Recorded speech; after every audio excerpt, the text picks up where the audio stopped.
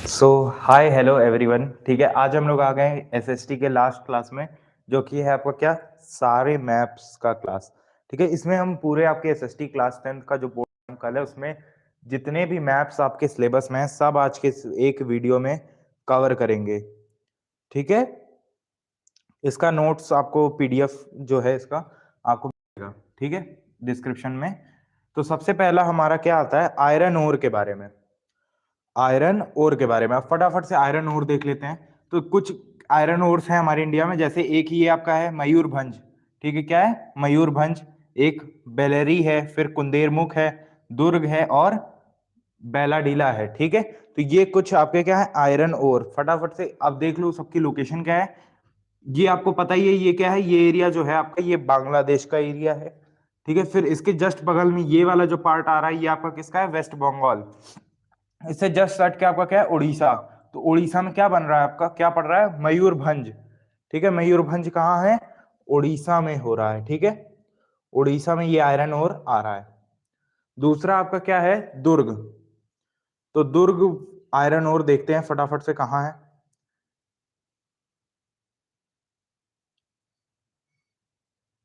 ठीक है, दुर्ग कहाँ है जल्दी से बताइए।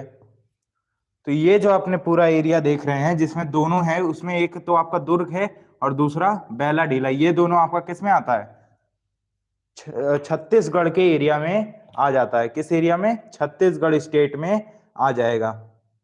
तो ये आपका 1 मार्क्स में भी पूछ सकता है कि मयूरभंज कहाँ है। मयूरभंज कहाँ होगा आपका, उड़ीसा में। फिर उसके बाद दुर्ग और बेलाडीला अगर आ गया तो वो आपका कहाँ होगा, छत्तीसगढ़ में। फिर आपका अगला है बेलेरी।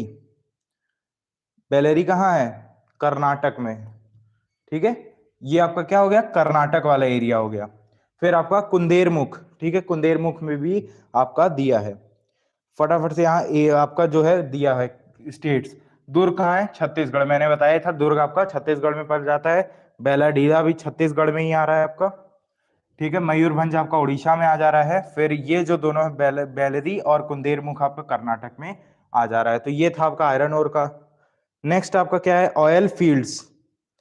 ऑयल फील्ड का देखिए सबसे पहले है ये, देखिए ये जो पोर्शन आपका है गुजरात वाला है। जस्ट कहां से, ऊपर से अगर आप देखो तो ये एक बड़ा पोर्शन आपको मिलेगा जो कि राजस्थान का होगा। उसके जस्ट नीचे आपके दो ऑयल फील्ड्स हैं, एक कलोल वाला गुजरात में, दूसरा अंकलेश्वर वो भी गुजरात में ही आता है।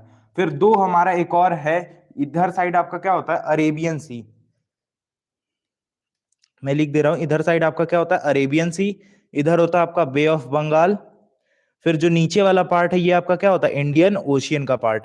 तो अरेबियन सी में हमारे दो ऑयल फील्ड्स हैं, एक आपका बेसिन और मुंबई हाई।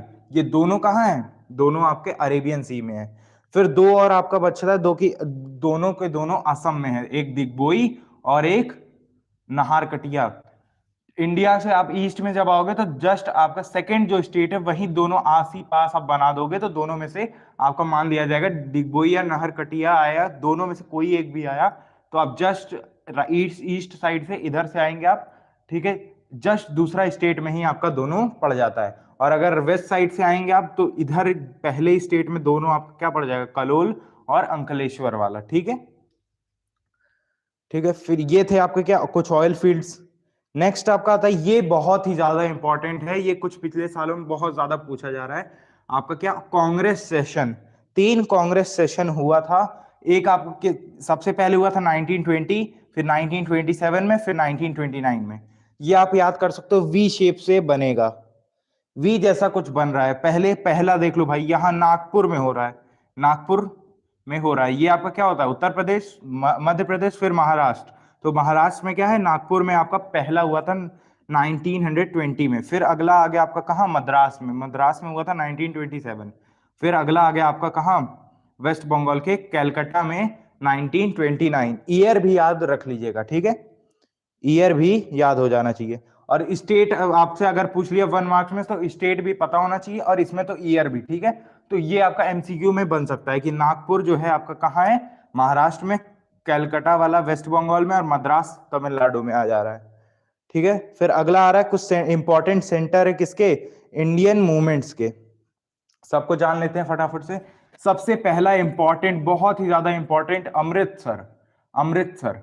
तो सबसे पहले आप देखोगे कि सबसे बड़ा पार्ट आपका क्या है, राजस्थान वाला होता है। जस्ट इसके सटा हुआ ऊपर, ठीक है, जस्ट सटा हुआ ऊपर वाला जो है वहां पे क्या होता है, ये पंजाब है आपका। इसमें आप क्या दिखाओगे, अमृतसर, ठीक है। तो अमृतसर में क्या हुआ था, अमृतसर, ठीक है। फिर अगला आपका आ जाता है, जस्ट जो ये बड़ा पोर्शन है राजस्थान वाला, उसके जस्ट नीचे दो हैं, एक अहमदाबाद और एक खेड़ा, ठीक है, ये दोनों आ सकता है। फिर और नीचे जब एकदम लास्ट में आओगे तो आपको मिलेगा क्या, डांडी, ठीक है, क्या मिलेगा, डांडी, ठीक है, ठीक है। फिर अगला आपका दो और बचता है, ये देखो आप, जस्ट ये वाला पोर्शन किसका है, उत्तर प्रदेश का। उत्तर प्रदेश में आपको क्या मिल रहा है, चौरी चौरा। चौरी चौरा जो आपका मूवमेंट था एक तरीके से, तो वो भी आपका कहाँ, उत्तर प्रदेश में है, ठीक है। फिर अगला आता है चंपारण, जस्ट आपका बगल में, उत्तर जहां भी चौरी चौरा होगा उसके जस्ट बगल में आपका क्या है, चंपारण, ठीक है। चंपारण का स्टेट आपको याद रखना चाहिए, बिहार, ठीक है। तो यहाँ मैंने स्टेट के नाम भी दे दिए। अहमदाबाद वाला जो था उसमें तीन था हमारा, अहमदाबाद, खेड़ा और डांडी, तीनों गुजरात में था आपका। फिर एक आपका पंजाब में जो अमृतसर था, फिर एक यूपी में है चौरी चौरा, और बिहार में एक चंपारण। फिर ये इंपॉर्टेंट डैम्स आ गया। एक आपका देखिए, डैम से हो सकता है आपके क्वेश्चन बनने, या फिर कांग्रेस सेशन से, या फिर आपका जो सॉफ्टवेयर की बात कर रहे थे। तो सबसे पहला आपका है सलाल डैम। ना इस स्टेट का बोल रहा हूं बार बार, नाम याद रखना है, सलाल डैम, जम्मू कश्मीर में। सबसे ऊपर से आओगे आप इधर साइड से, ठीक है, दूसरा पड़ेगा, दूसरे स्टेट में आपका क्या है, सलाल डैम। तो देखो भाई, एकदम लोकेशन अब तुम नहीं बता पाओगे, मैप जब वहां मिलेगा। तो तुम्हें इतना याद रखना है कि स्टेट कौन सा था, ठीक है। और थोड़ा आसपास बना देना, जैसे ये है, ये पॉइंट अगर तुम ये नहीं है कि यहां लगा दोगे तो नंबर काट देगा भाई, दूरी और थोड़ा सा दूर इधर उधर ऊपर नीचे हो जाएगा, कोई दिक्कत नहीं है, ठीक है। लेकिन अब ये नहीं कि इस स्टेट में था, यहाँ बना के दिखा रहे हैं राणा प्रताप, तो वो गलत हो जाएगा। स्टेट सेम रखना, इधर उधर थोड़ा बहुत चलेगा, ठीक है। फिर अगला है आपका भाखड़ा नांगल, स्टेट याद रखना है, हिमाचल प्रदेश। फिर आपका आता है कौन सा, तेहरी डैम, उत्तराखंड। तो ये स्टेट कौन सा आपका, उत्तराखंड का। फिर आता है राणा प्रताप सागर डैम, राजस्थान में, ठीक है, कहाँ, राजस्थान में। फिर ये आपका क्या है, सरदार सरोवर, याद रख करना है, सरदार वल्लभ भाई पटेल का कहाँ स्टैचू, गुजरात में। तो गुजरात में क्या है, सरदार सरोवर डैम। फिर तुंगभद्रा, तुंगभद्रा फटाक से बताओ, कर्नाटक में। यही हमने देखा था क्या, दो चीज थी ऊपर, जल्दी बताओ, दो चीज थी। और देखो फिर आता है नागार्जुन सागर। नागार्जुन सागर कहाँ है, कर्नाटक में। एक मिनट, सॉरी, तेलंगाना में। वही तो मैं कहूँ, ऊपर नीचे हो गया। तुंगभद्रा आपका कहाँ है, कर्नाटक में। फिर नागार्जुन सागर है आपका तेलंगाना में। फिर लास्ट बचता है हमारा क्या, हीराकुंड, वो है आपका उड़ीसा में। फटाफट से एक बार देख लेना। सलाल डैम ऊपर से बात करेंगे, सलाल डैम जम्मू कश्मीर, भाखड़ा नांगल जल्दी बताओ, हिमाचल प्रदेश। फिर आता है आपका तेहरी डैम, उत्तराखंड। फिर आता है राणा प्रताप सागर, ये कहा है, राजस्थान। फिर आता है सरदार सरोवर, गुजरात। फिर हीराकुंड, उड़ीसा। फिर हमारा क्या है, तुंगभद्रा, तुंगभद्रा बताओ फटाक से, कर्नाटक। फिर उसके बाद नागार्जुन सागर कहाँ है, तेलंगाना में। फिर ये आपका उड़ीसा में क्या है, हीराकुंड डैम। तो ये सारे डैम के नाम थे, कहाँ कहाँ है ये भी मैं बताते हुए चल रहा हूँ। फिर आता है आपका न्यूक्लियर पावर प्लांट, पूरे इंडिया में 4 ही जगह है, फटाफट से जान लो। एक है आपका नरोरा, उत्तर प्रदेश में है, ये वाला पार्ट जो है आपका, ठीक है। इधर साइड सबसे बड़ा आपको दिख रहा होगा, नरोरा है, ये उत्तर प्रदेश में है, ठीक है। फिर अगला हमारा क्या है, अगला है हमारा क्या, काकरा पार, ये है आपका गुजरात में, देख लो, यही था हमारा सरदार सरोवर डैम, वही की काकरा पार भी है, ठीक है। फिर अगला आता है आपका तारापुर। तारापुर कहाँ है, महाराष्ट्र में, देख रहे हो आप, ये वाला पोर्शन महाराष्ट्र, और यहाँ ऊपर छोटा सा, सॉरी, नीचे वाला जो छोटा पार्ट होता है ये आपका गोवा होता है। फिर ये आता है क्या, कालापक्कम, ठीक है, कालपक्कम, ये आपका कहाँ है, देख लो, ये वाला एरिया आपका कौन सा है, तमिलनाडु का। ये तमिलनाडु का, ये केरल का, ठीक है। फिर ये देख लो, एक एक थोड़े थोड़े स्टेट्स का नाम याद रखो। ये देखो आपका क्या है, तमिलनाडु वाला एरिया है। फिर ये जो आपका है, ये केरल का एरिया है। फिर ये आपका किसका एरिया है, कर्नाटक का, ठीक है। ये वाला बताओ, ये वाला पार्ट किसका है, तेलंगाना का है। ये आपका उड़ीसा है।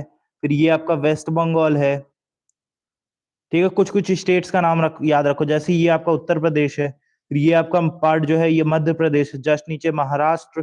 फिर ये राजस्थान, गुजरात। तो ऐसे ही आपका कुछ स्टेट्स का नाम आपको याद रखना है। फिर देखो ये वाला आपका छत्तीसगढ़ हो जाएगा, ये वाला आपका क्या हो जाएगा, आंध्र प्रदेश हो जाएगा। तो ऐसे ही हो जाएगा, ठीक है। अगला न्यूक्लियर पावर प्लांट के बाद आता है आपका thermal power plant. 3 thermal power plant है इंडिया में, फटाफट से तीनों की लोकेशन देखेंगे और स्टेट के साथ। सबसे पहले सबसे ऊपर है नामरूप, याद करो यहां भी कुछ था, क्या था, जल्दी से याद करो, फटाक से दिखाता हूं क्या था, कुछ हमने पढ़ा था असम में, ठीक है। देखो हमने पढ़ा था, 2 था, ऑयल फील्ड दिग्बोई का और नहरकटिया का, ठीक है। तो ये चीज पढ़ा था हमने, कहा असम में, वही हम क्या पढ़ रहे हैं, थर्मल पावर प्लांट, कौन सा, नामरूप वाला, ठीक है, वो भी आपका किसमें, असम में। फिर आता है आपका सिंगरौली, ये कहाँ है, ये वाला पार्ट मैंने बताया था अभी ऊपर, ये वाला पार्ट आपका मध्य प्रदेश का है। फिर ये आता है रामागुंडम, रामागुंडम कहाँ है, तेलंगाना में, ठीक है, कहाँ है, रामागुंडम तेलंगाना में, ठीक है। फिर अगला आता है आपका बहुत इंपॉर्टेंट, कॉटन टेक्सटाइल। तो देखो कुछ 5 मेन है, ठीक है। सबसे पहले ऊपर कानपुर, कानपुर ये कहाँ हो गया आपका, उत्तर प्रदेश में। फिर आता है आपका क्या, 2 आते हैं, इंदौर और सूरत, इंदौर है आपका मध्य प्रदेश वाले पार्ट में, सूरत है आपका गुजरात में। फिर अगला आता है आपका क्या, मुंबई। फिर एकदम नीचे है कोयम्बटूर, तमिलनाडु में, ठीक है। अगला आता है आपका क्या, आयरन और स्टील प्लांट, आयरन और स्टील प्लांट, बोकारो, सबसे ऊपर से नीचे आ रहा है बोकारो, ये वाला पार्ट आपका क्या है, झारखंड वाला एरिया। फिर वेस्ट बंगाल में एक है दुर्गापुर।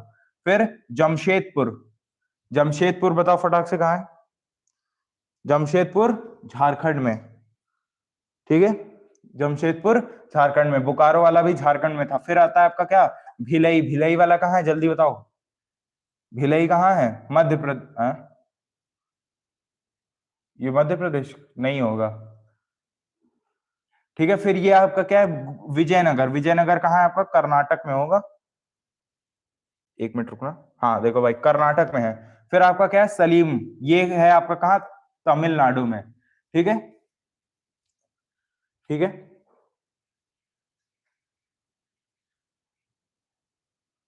1 मिनट रुकना भाई,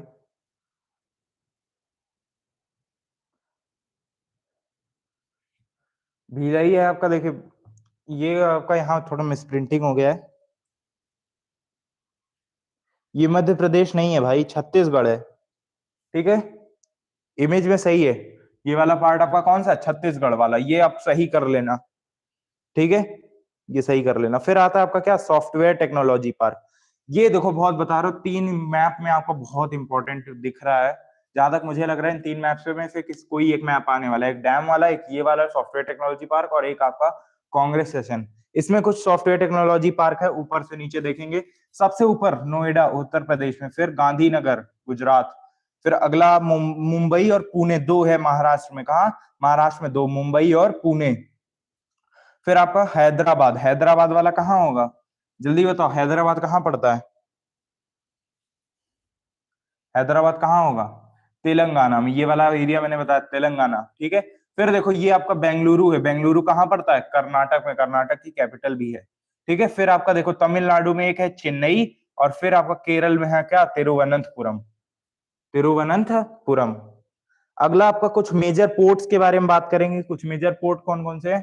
देखो ऊपर से आता है कंडला, ये आपका गुजरात में, देख रहे हो एकदम, जब जितने भी सी पोर्ट हैं सब आपके देखो एक वी शेप यहां भी बन रहा है, लेकिन सब देखो एकदम बॉर्डर पे होंगे, सब कहाँ है, एक एकदम बॉर्डर पे हैं, सब एकदम बॉर्डर पे होंगे, ठीक है। क्यों, क्योंकि पोर्ट्स हैं तो सी में ही, सी से एक बाउंड्री तो होगी। ये क्या है, कंडला, ये आपका गुजरात में हो गया। फिर महाराष्ट्र में हो गया कौन, मुंबई। फिर आपका ये देखो गोवा में आ रहा है, कौन सा, मरमा गांव। फिर आ रहा है न्यू मैंगलोर, ये आ रहा है आपका कर्नाटक में। फिर कोची, कोची आपका देखो केरल में आ रहा है। और तमिलनाडु में देखो 2 आ रहा है, एक चेन्नई आ रहा है, ट्यूटिकोरिन आ रहा है, ट्यूटिकोरिन और चेन्नई, दोनों आपका कहाँ आ रहा है, तमिलनाडु में, ठीक है। फिर अगला आ रहा है आपका विशाखापट्टनम, देख लो आंध्र प्रदेश में है विशाखापट्टनम।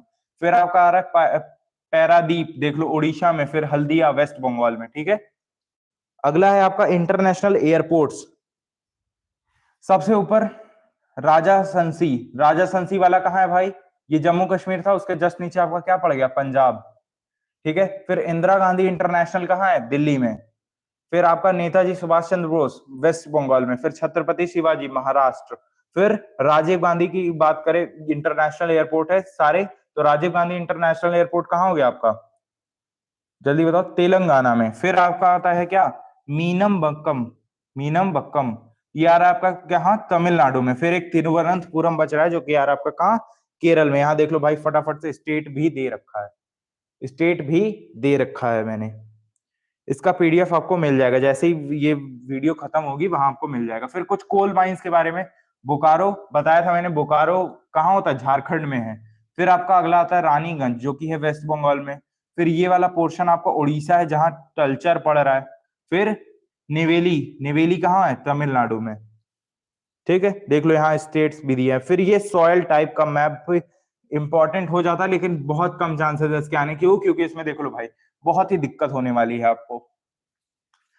अब देखो फॉरेस्ट और माउंटेन की अगर मैं बात करूं तो माउंटेन देखो आपने पढ़ा होगा, हिमालयाज है इधर साइड, तो देखो ये हिमालयाज वाले माउंटेन्स हो गए, इधर माउंटेन है, और थोड़ा सा ये सिक्किम वाला पार्ट, और इधर असम में थोड़े बहुत माउंटेन्स आ गए। फिर अगला है एलुवियल सॉइल, एलुवियल सॉइल कहाँ कहाँ है, ये वाला पार्ट गुजरात का पूरा पार्ट, थोड़ा राजस्थान, फिर इधर पंजाब उत्तर प्रदेश में, ये सब आप देख रहे हो पार्ट जो लाइट ग्रीन से है वो एलुवियल सॉइल का है। फिर ये जो आप रेड में देख रहे हो ये क्या है, रेड सॉइल है। फिर ये वाला जो पार्ट है आपका ये ब्लैक सॉइल का है। फिर कुछ पार्ट इसमें लेटराइट सॉइल के हैं, कुछ पार्ट एरिड सॉइल के भी हैं। ठीक है, तो सारे सॉइल के टाइप इस मैप में दिए हुए हैं। तो मैप हमारा यही खत्म होगा, अब कुछ नहीं, कुछ इंपॉर्टेंट मैप्स अभी और बचे हुए हैं। जैसे देखो रबर प्रोड्यूसिंग मेजर जो स्टेट्स हैं वो आपके कर्नाटक है, केरल है और तमिलनाडु, तीनों नीचे का एरिया, और एक यहाँ बच जाता है, ये कौन सा एरिया है भाई, मेघालय, और क्या है, हाँ मेघालय ही होगा मेरे हिसाब से। अब देखो इसमें पूछ सकता है कि रबर को क्या क्या कंडीशन चाहिए होती है, तो देखो एक ये इक्वेटोरियल क्रॉप है, मतलब इक्वेटर पे ग्रो करने वाली, लेकिन ये कुछ ट्रॉपिकल रीजन में भी ग्रो होती है, सब ट्रॉपिकल रीजन में भी होती है, कुछ इंपॉर्टेंट कंडीशंस चाहिए होती है। क्यों, जैसे देखो मॉइस्ट और ह्यूमिड क्लाइमेट है, मॉइस्ट और ह्यूमिड क्लाइमेट है तो होगा, और रियल रेनफॉल की अगर हम बात करें तो 200 सेंटीमीटर पर ईयर से ज्यादा की रेनफॉल चाहिए, और 25 डिग्री सेल्सियस से ज्यादा का टेम्परेचर चाहिए होता है रबर को। फिर टी और कॉफी की बात करें तो सबसे पहले देखो भाई, टी और कॉफी देखो दोनों वाले ब्राउन से हैं, एक तमिलनाडु वाला एरिया, केरल का एरिया, ये दोनों आपके टी और कॉफी दोनों प्रोड्यूस करते हैं। फिर अगर सिर्फ कॉफी की बात करें तो कॉफी वाला सबसे मैक्सिमम प्रोड्यूसिंग है कर्नाटक में, कर्नाटक में। फिर सिर्फ टी प्रोड्यूसिंग की बात करें तो असम वाला पोर्शन, वेस्ट बंगाल में, फिर ऊपर आप उत्तराखंड और हिमाचल प्रदेश की बात कर लो, उत्तराखंड और हिमाचल प्रदेश की बात कर लो, नीचे केरल और ये जो है ये सब में भी आपका होता है क्या, टी। ठीक है, तो टी प्लांट का कंडीशन पूछ सकता है, ट्रॉपिकल सब ट्रॉपिकल क्लाइमेट में होता है, ये याद रखो, क्योंकि ट्रॉपिकल और सब ट्रॉपिकल क्लाइमेट ही हमारे इंडिया में ज्यादातर देखा जाएगा। ठीक है, ठीक है। अब इसमें कह रहा है कि बहुत ही इसको फर्टाइल सॉइल चाहिए होती है, ह्यूमस ज्यादा होना चाहिए, ऑर्गेनिक मैटर सॉइल में ज्यादा होना चाहिए। अब कॉफी की अगर हम बात करें तो कॉफी का कल्टीवेशन नाम याद रखना, कौन बताया था, तो उनका नाम था बाबा, कहाँ हुआ था, सॉरी कहाँ हुआ था, बाबा बुड्ढन हिल्स। ठीक है, बाबा बुड्ढन हिल्स। ठीक है, अब यहाँ अब के टाइम में क्या होगा, ये नीलगिरी कर्नाटक में नीलगिरी है, ठीक है, और केरला तमिलनाडु, ये कुछ स्टेट्स मैंने बताया था, केरला तमिलनाडु, और ये आपका क्या है कर्नाटक वाला एरिया, इसमें क्या होगा, कॉफी का कल्टीवेशन होता है। फिर कॉटन और जूट की बात करें तो कॉटन एक तरीके का आपका खरीफ क्रॉप होता है, ज्यादा टेम्परेचर चाहिए होता है, और देखो कम रेनफॉल वाला है, कम रेनफॉल या फिर इरिगेशन इसको कम, बहुत कम चाहिए होती है। अब देख लो ये कह रहा है फ्रॉस्ट फ्री, मतलब 210 दिन तक इनमें बहुत ही अच्छी धूप होनी चाहिए तभी कॉटन ग्रो करेगा। तो जहां पे गर्म क्लाइमेट होगा वहां पर आपका क्या होगा, कॉटन। अब देखो कॉटन देख लो, ये आपका सॉरी कर्नाटक, ये नीचे हो गया भाई, कर्नाटक, तमिलनाडु, ये आंध्र प्रदेश का एरिया, तो ये देखो मैक्सिमम आपका सब कॉटन वाले ही हैं। तो गुजरात, मध्य प्रदेश, उत्तर प्रदेश, ये आपका क्या है, हरियाणा हो गया, पंजाब हो गया, ये तेलंगाना हो गया, आंध्र प्रदेश, कर्नाटक, तमिलनाडु, ये सब जो एरिया है सब आपका क्या है, कॉटन प्रोड्यूसिंग। फिर जूट प्रोड्यूसिंग क्या करें तो देख लो जूट प्रोड्यूसिंग के लिए बहुत ज्यादा आपको अच्छी खासे पानी की जरूरत होगी। वेल ड्रेन फर्टाइल सॉइल चाहिए होती है। फ्लड प्लेन्स मतलब अच्छी खासी पानी की जरूरत पड़ती है, ज्यादा टेम्परेचर भी चाहिए होता है। जब ये ग्रो कर रहे होते हैं, ग्रोइंग स्टेज में इनको ज्यादा टेम्परेचर की जरूरत पड़ती है। तो देख लो ये असम वाला पोर्शन हो गया, वेस्ट बंगाल, उड़ीसा और बिहार, ये कुछ पोर्शन है जहां पर जूट की ग्रोइंग होती है।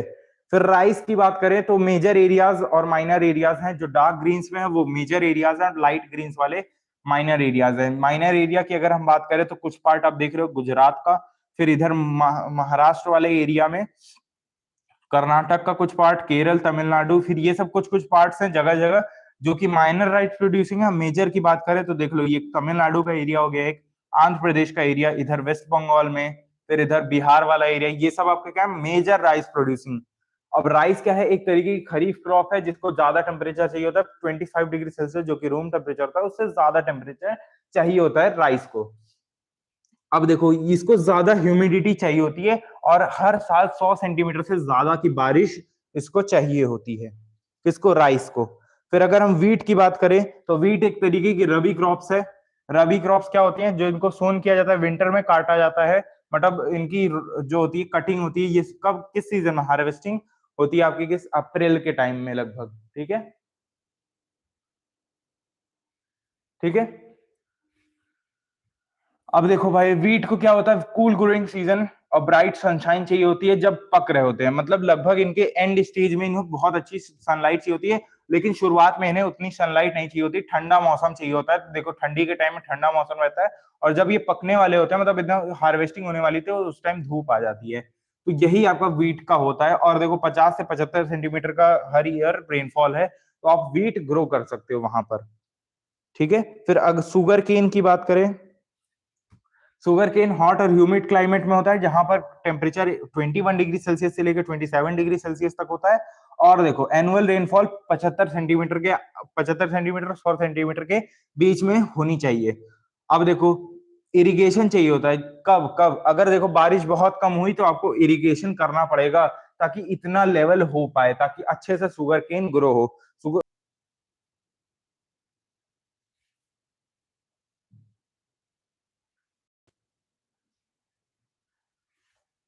देखो अब कुछ इंपॉर्टेंट डिफरेंसेस हैं। ठीक है, तो मैं कुछ बताते चलूंगा, कुछ कुछ डिफरेंसेस हैं। देखो ये पहला डिफरेंस आपका फ्रेंच रेवोल्यूशन और रशियन रेवोल्यूशन है, ये बहुत इंपॉर्टेंट नहीं है, कुछ इंपॉर्टेंट डिफरेंसेस हैं जिनको कि हम बात करेंगे। ठीक है, जैसे देखो ये आपका क्या है, चैप बुक्स और आपके ये ब्लूइज हैं। जैसे देखो चैप बुक कहाँ हुआ था? इंग्लैंड में हुआ था, फिर ब्लूइक्स आपके फ्रांस में हुए थे। तो इसका ये जो पूरा पीडीएफ है ये आपको डिस्क्रिप्शन में मिल जाएगा लाइव खत्म होने के बाद, या फिर सुबह तक आपको मिल जाएगा। ठीक है, ये सब कुछ है। ठीक है, अब जैसे जो मेन मेन है, जैसे देखो ये है डिप्रेस्ड क्लास और मुस्लिम लीग्स के बीच में कुछ डिफरेंसेस हैं। तो देखो ये सब इंपॉर्टेंट नहीं है, जो जो इंपॉर्टेंट होता जाएगा वो मैं बताते चला जाऊंगा। ठीक है, ये भी आपका एक्सपोर्ट इंपोर्ट है। एक्सपोर्ट मतलब बाहर से किसी कंट्री में, मतलब एक्सपोर्ट मतलब बाहर किसी कंट्री में भेजना, इंपोर्ट मतलब बाहर से किसी कंट्री में अंदर लाना। जैसे देखो एक्सपोर्ट, कुछ एक्सपोर्ट है जैसे कॉटन इंडिगो, इसको हम एक्सपोर्ट कर रहे हैं। फिर जैसे मैनचेस्टर क्लॉथ, क्लॉथ है, गुड्स कुछ ज्यादा है जो हम इंपोर्ट भी करते हैं। ठीक है, तो ये सब चीजें हैं। फिर अगली चीज है हमारी डिफरेंस में FICCI और साइमन कमीशन। ये भी देखो इंपॉर्टेंट नहीं है, बस मैंने जितने भी डिफरेंस हो सकते थे सब लिख दिए हैं। ये सब बहुत इंपॉर्टेंट नहीं है, बता रहा हूँ जो जो इंपॉर्टेंट होगा वो मैं करवा दूंगा। और ये वाला डिफरेंस आपका सच्ची में बहुत ही ज्यादा इंपॉर्टेंट हो जाता है बोर्ड के पॉइंट ऑफ व्यू से। ठीक है, तो स्टार मार्क कर लेना, ये याद होना चाहिए। जो पुरानी एलुवियल सॉइल है उसको भांगर सॉइल कहते हैं, और जो नई यंगर सॉइल होती है उसको खादर सॉइल कहते हैं। अब देखो हाइयर रिच रिवर से जो बहुत दूर हो जाते हैं तो वो भांगर सॉइल हो जाते हैं, और जो रिवर के पास करीब होते हैं जहां पर पानी रेगुलर होता है तो उसको खादर सॉइल कहते हैं। फर्टिलिटी की बात करें तो भांगर सॉइल कम फर्टाइल होती है, वहीं पर खादर सॉइल बहुत ही ज्यादा फर्टाइल होती है। फिर ये एक इंपॉर्टेंट पार्ट बन जाता है आपका किसका, कन्वेंशनल एनर्जी और नॉन कन्वेंशनल एनर्जी। ये आपको क्लासेस में भी कवर करवाया गया, जो अभी मैराथन हुई है उसमें आपको ये कवर करवाया गया। जैसे देखो ये ट्रेडिशनल जो होता है वो कन्वेंशनल हो गया, और मॉडर्न के टाइम में नॉन कन्वेंशनल। एग्जॉस्टिबल है कन्वेंशनल एनर्जी, इन एग्जॉस्टिबल है नॉन कन्वेंशनल। ये नॉन रिन्यूएबल है, मतलब वापस हम इसको यूज रिन्यू नहीं कर सकते। ठीक है, और ये रिन्यूएबल है, वापस दोबारा हम यूज कर सकते हैं। और कन्वेंशनल एनर्जी का अगर हम यूज करते हैं तो उससे बहुत ज्यादा पॉल्यूशन होता है, जैसे देखो CO2 का एमिशन होता है इंजन से। फिर उसकी बात अगर हम करें तो नॉन कन्वेंशनल इको फ्रेंडली होता है, बहुत ही रेयर केसेस में ये पॉल्यूशन कॉज करता है, ठीक है। जैसे एग्जांपल एक एक याद कर लो, कोल पेट्रोलियम कन्वेंशनल में, सोलर विंड हो गया ये आपका नॉन कन्वेंशनल में। फिर ये देखो ये भी बहुत इंपॉर्टेंट नहीं है, चांस है 40% के आसपास बोर्ड एग्जाम में आने का चांसेस जिसके हैं वो मैं लिख दिया है मैंने, ठीक है। तो ये एक इंपॉर्टेंट हो जाता है ऑर्गेनाइज्ड और अनऑर्गेनाइज्ड में, ठीक है। फिर देखो ये आपको इंपॉर्टेंट है, ये भाई हम ये इसमें चांस है इसके आने का, प्राइमरी सेकेंडरी और टर्शियरी सेक्टर के बीच में आपस में। तो सबसे पहले देख लो भाई ये क्या है, इसमें नेचुरल रिसोर्स प्राइमरी सेक्टर, जैसे देखो फार्मिंग हो गया, माइनिंग हो गया। सेकेंडरी सेक्टर की अगर हम बात करें तो मैं किसी चीज को मैन्युफैक्चर करना, किसी चीज को बदलना एक फॉर्म से दूसरे फॉर्म में, रॉ मटेरियल का चेंजिंग जो होता है वो सेकेंडरी में आ गया। फिर टर्शियरी की बात करें तो प्रोवाइड सर्विसेज जो प्रोवाइड करता है वो टर्शियरी सेक्टर होता है। फिर अगला फेडरल और यूनिटरी, ये भी बहुत इंपॉर्टेंट नहीं है, ये थोड़ा बहुत बस पढ़ लेना,